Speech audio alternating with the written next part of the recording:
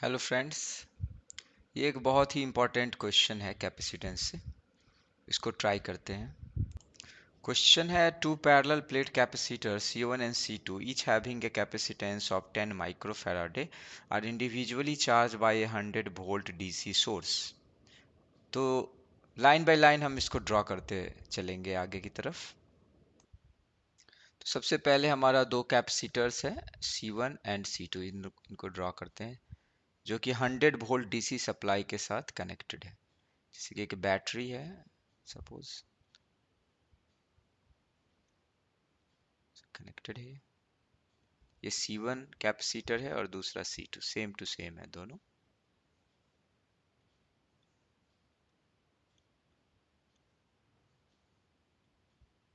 ठीक है, अभी इस क्वेश्चन में करना क्या है हमें कि C1 की जो वैल्यू है वो गिवन है 10 माइक्रोफेराडे। इसको मैं चेंज कर देता हूँ 10 times 10 raise to power negative 6 faraday, that is equal to 10 raise to power negative 5 faraday. Similarly here भी 10 माइक्रोफेराडे है गिवन। इसको अगर मैं चेंज करूंगा तो हो जाएगा 10 times 10 raise to power negative 6 again, जो कि 10 raise to power negative 5 faraday आएगा। इसके बाद इसकी जो सप्लाई की वोल्टेज है वो दी हुई है 100 वोल्ट, 100 वोल्ट ईच। तो सबसे पहले हम चार्ज निकाल सकते हैं, इस पे कितना चार्ज है। सपोज कि इस चार्ज का नाम Q1 रखा, तो Q1 is equal to C1V। तो यहाँ पे हमारा क्या आ जाएगा 10 raise to power negative 5 times 100,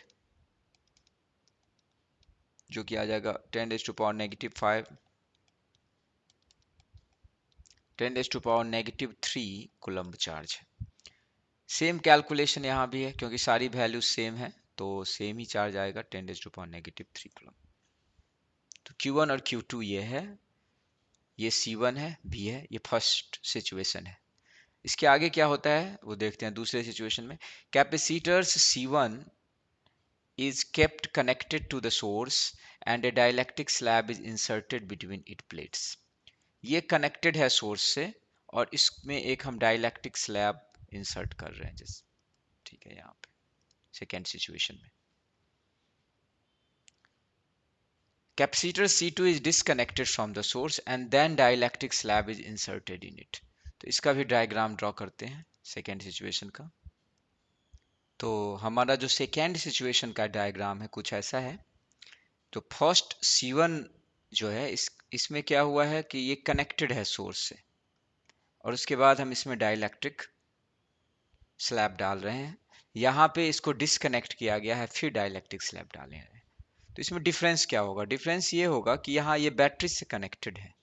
तो इस बैटरी से कनेक्टेड होने के कारण इसकी जो वोल्टेज है वो सेम ही रहेगी। वोल्टेज में हम कोई डिफरेंस कर नहीं सकते हैं क्योंकि हम स्लैब डालें या कुछ भी करें, लेकिन बैटरी ऑलवेज मेंटेन करेगा वो कांस्टेंट वोल्टेज इसके इस टर्मिनल के थ्रू।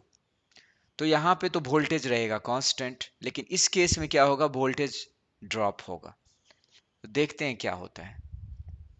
अभी जब हमने डाइलेक्ट्रिक स्लैब डाला तो C1 प्राइम जो नया कैपेसिटेंस इसका आएगा वो क्या आएगा K टाइम्स C1, और डाइलेक्ट्रिक कांस्टेंट K जो है वो गिवन है हमारा 10 गिवन है।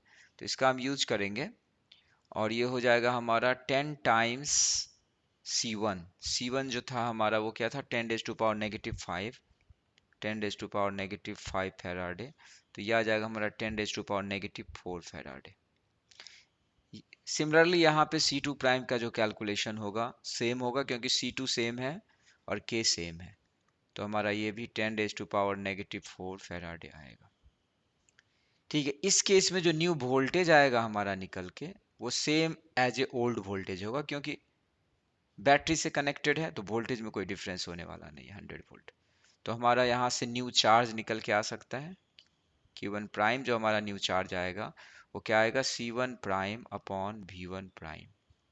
तो अगर हम इसको निकालेंगे तो हमारा क्या हो जाएगा 10 raise to power negative 4 upon 100 volt है उसको 10 स्क्वायर लिख सकते हैं। तो ये आ जाएगा 10 raise to power negative 6 coulomb. ठीक है, इसमें करते हैं कैलकुलेशन। इसमें C2 प्राइम है, इसमें न्यू चार्ज कैसे निकलेगा, तो V2 प्राइम, इसकी जो न्यू वोल्टेज होगी वो क्या होगा, वोल्टेज ड्रॉप होगा V2/K। तो हमारा जो ओल्ड वोल्टेज था 100 था, तो 100 बाय क्या होगा 10, तो हो जाएगा 10 वोल्ट। ठीक है,